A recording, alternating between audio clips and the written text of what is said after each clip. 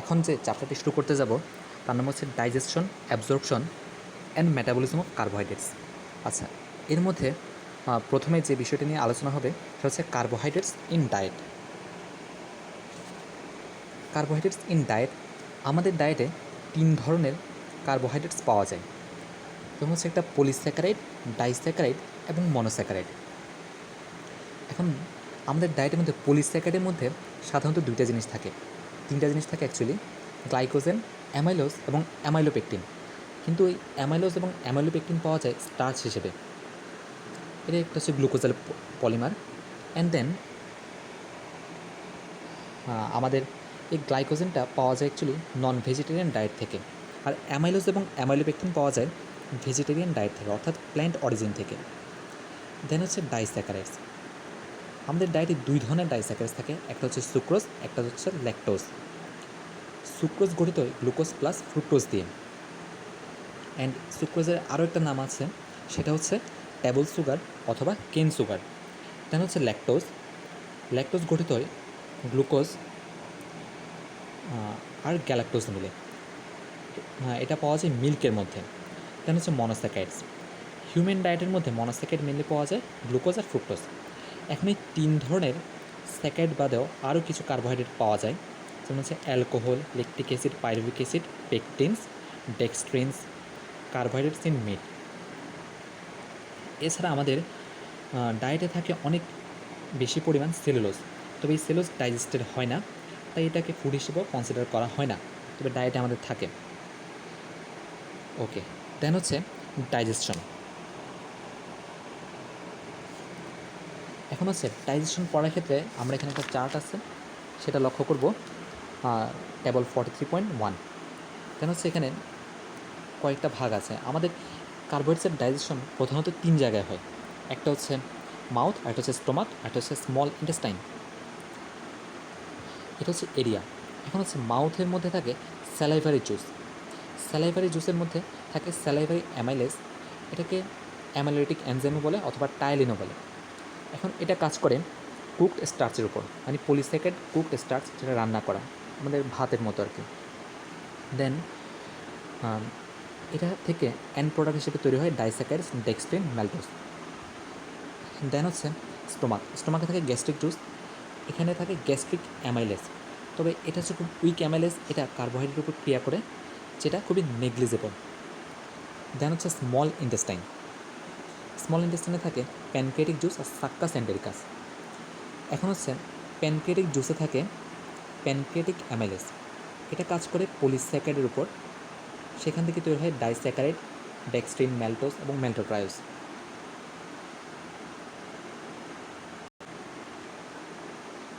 এরপর হচ্ছে সাক্কাস এন্টেরিকাস। সাক্কাস এন্টেরিকাস এখানে 5 ধরনের এনজাইম থাকতে পারে: সুক্রেজ, ম্যালটেজ, ল্যাকটেজ, ডেক্সট্রিনেজ, ট্রেহালেজ। এখন হচ্ছে এই ম্যালটেজ ক্রিয়া করে ম্যালটোজ এবং ম্যালটোট্রায়োজের উপর, তৈরি করে গ্লুকোজ। সুক্রেজ ক্রিয়া করে সুক্রোজের উপর, তৈরি করে গ্লুকোজ এবং ফ্রুক্টোজ। ল্যাকটেজ ক্রিয়া করে ল্যাকটোজের উপর, তৈরি করে গ্লুকোজ এবং গ্যালাক্টোজ। ডেক্সট্রিনেজ ক্রিয়া করে ডেক্সট্রিন, ম্যালটোজ এবং ম্যালটোট্রায়োজের উপর, তৈরি করে গ্লুকোজ। ট্রেহালেজ ক্রিয়া করে ট্রেহালোজের উপর এবং তৈরি করে গ্লুকোজ। এখন হচ্ছে যে ফাইনাল প্রোডাক্ট আছে, তার মানে গ্লুকোজ, ফ্রুক্টোজ এবং গ্যালাক্টোজই আমাদের মেইনলি অ্যাবজর্ব হয়।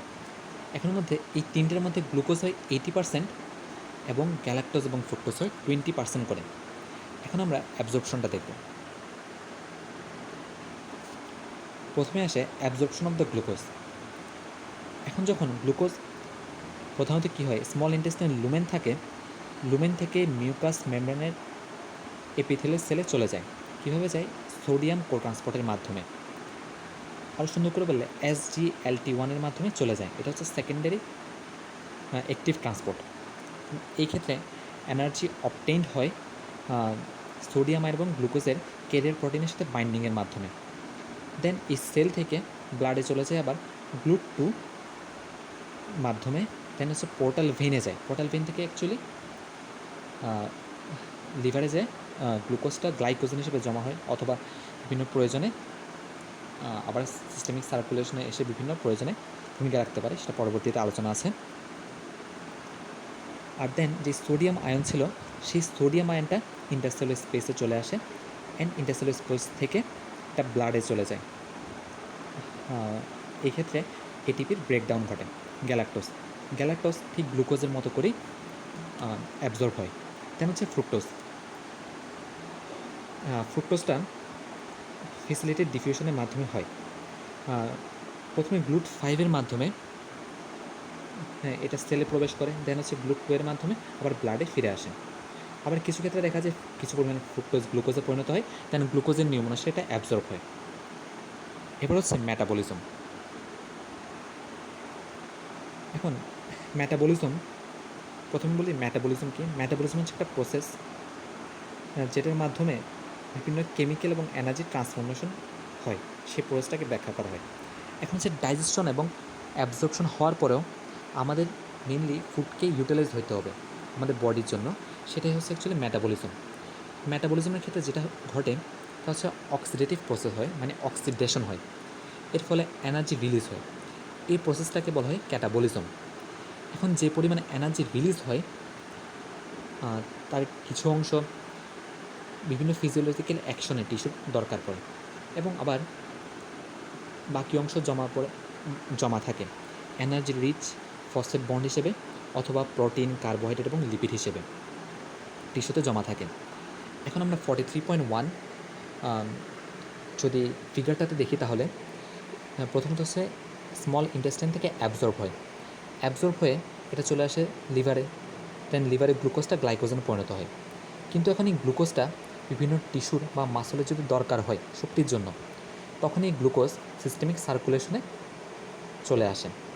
সিস্টেমিক সার্কুলেশন থেকে ধরা যাক মাসলের দরকার হবে, তখন এই সিস্টেমিক সার্কুলেশন থেকে এটা মাসলে প্রবেশ করবে গ্লুকোজটা, দেন এটা গ্লাইকোজেন তৈরি করবে, আবার গ্লাইকোজেন হিসেবে জমা হবে, দেন এটা আবার ইউটিলাইজ হওয়ার সময় গ্লুকোজ হিসেবে ইউটিলাইজড হবে।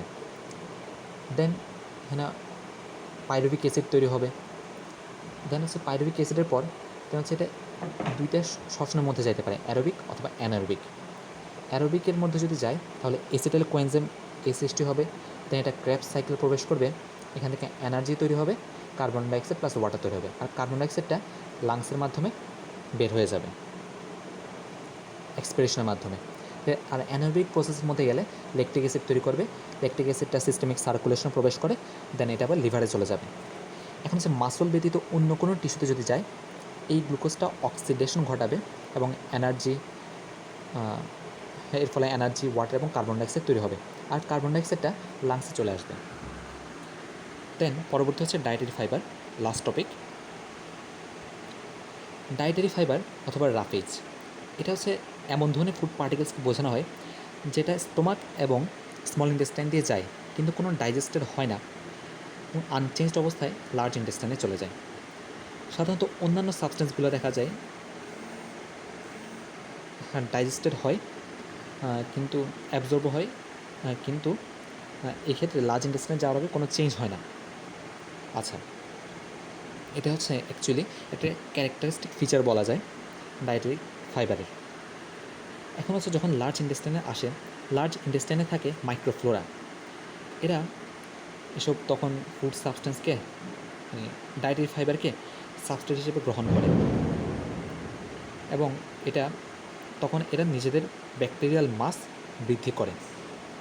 এখন হচ্ছে অ্যানারোবিক ব্যাকটেরিয়া যারা আছে তারা হচ্ছে এই ফাইবারের কিছু অংশ থাকে যেগুলো ফার্মেন্টেবল, মানে গাজনযোগ্য, অ্যাকচুয়ালি ফার্মেন্টেবল, সেই অংশে ডিগ্রেডেশন ঘটায় এবং এর ফলে ফাইবারে কিছুটা ব্রোকেন ডাউন হয় এবং সেই অংশটা অ্যাবজর্ব হতে পারে, এবং এছাড়া বাকি যে অংশটা থাকে তা ফিসিসের মাধ্যমে বের হয়ে যায়।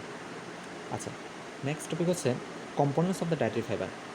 ডায়েটারি ফাইবারের কম্পোনেন্টের মধ্যে আছে cellulose, hemicellulose, diglucan, pectin, lignin, gums. এর মধ্যে সেলুলোজ, হেমিসেলুলোজ এবং পেকটিন হচ্ছে পার্শিয়ালি ডিগ্রেডেবল, অন্যগুলো ইনডাইজেস্টেবল হয়।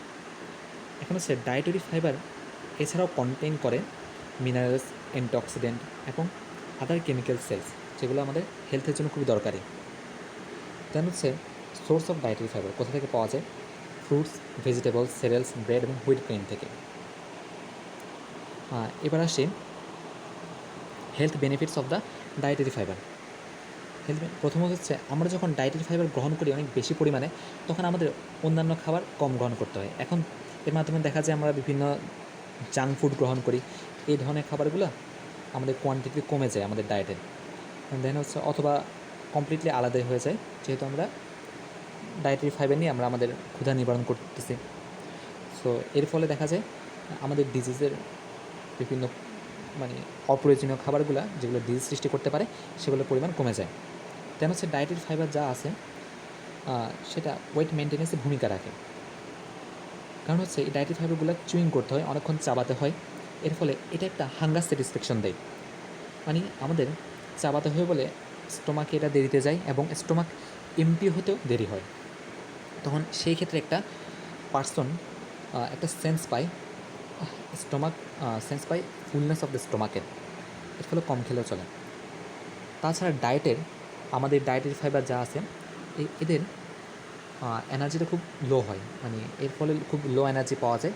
বডি ওয়েট যখন আমরা রিডিউস করতে যাব সেক্ষেত্রে এটা ভূমিকা রাখতে পারে। কেন হচ্ছে ডায়েটারি ফাইবার বাল্ক এবং সফট ফিসেস তৈরি করে, এর ফলে ডেফিকেশনটা ইজি হয়। দেন হচ্ছে ডায়েটারি ফাইবারে থাকে বিভিন্ন ইউজফুল অ্যান্টিঅক্সিডেন্ট, যেটা আমাদের শরীরের জন্য দরকারি। দেন হচ্ছে ডায়েটারি ফাইবার বাইল অ্যাসিড হিসেবে বিভিন্ন কোলেস্ট্রলকে ফিসেসের মাধ্যমে বের করে দেয়, এর ফলে আমাদের বিভিন্ন ডিজিজ যেমন করোনারি হার্ট ডিজিজ, গলস্টোনের সম্ভাবনা কমে যায়। দেন হচ্ছে ডায়েটারি ফাইবার এছাড়াও বিভিন্ন ডিসঅর্ডারকে প্রিভেন্ট করতে ভূমিকা রাখে, যেমন হচ্ছে কনস্টিপেশন, বাউল সিনড্রোম, ডায়াবেটিক্স, আলসার এবং ক্যান্সার।